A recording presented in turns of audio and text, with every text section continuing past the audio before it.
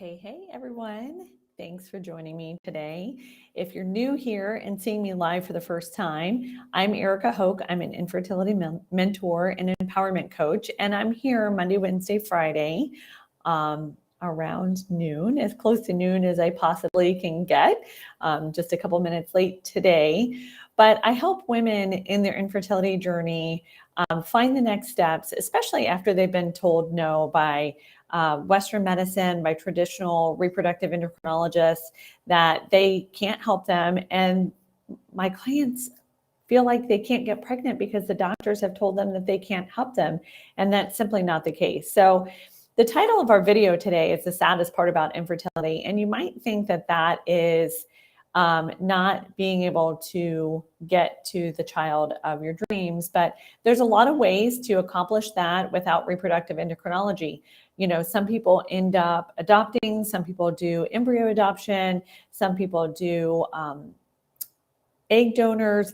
But the saddest part about infertility to me is when women feel like they have no control and they have no power over their health, because the doctors have told them this and told them that they can't help them, so they just simply can't be helped. So that loss of power, I feel like, is one of the saddest parts about infertility, because it is not just about infertility, which is my second point. It's about taking control of your health.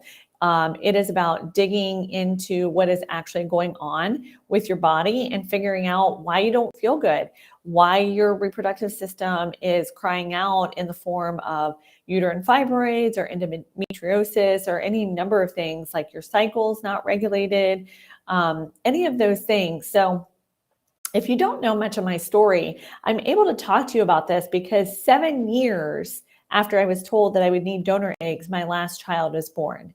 No IVF, no IUI. They told me that they couldn't give me those things to help me have a baby. And I went about my journey just researching what affects infertility, how I can have an impact on my body, why my body was so sick. I had stage 4 endometriosis. I had uterine fibroids. I had 7 diagnoses, which I talk all about in my chapter in my upcoming book collaboration on infertility success. I had 7 diagnoses, you guys. And I was able to get to the bottom of why my body was having this dis-ease, and it was causing a cascade, right, of reproductive problems.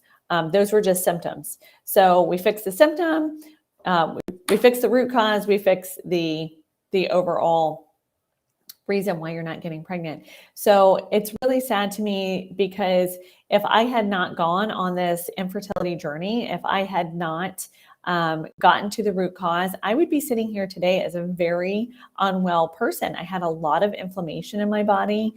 I was in a lot of pain. There's no doubt in my mind. My mother had a hysterectomy at about the same time that I had my first, same age as I had my oldest son.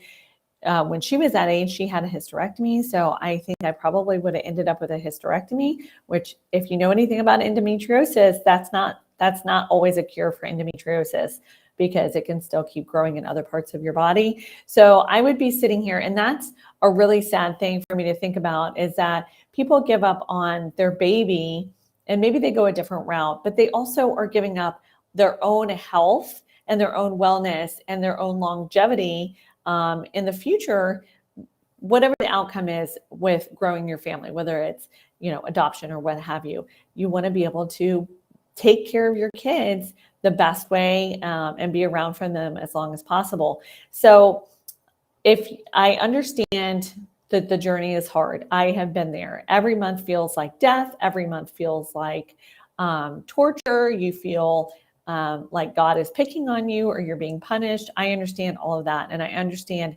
how very hard it is.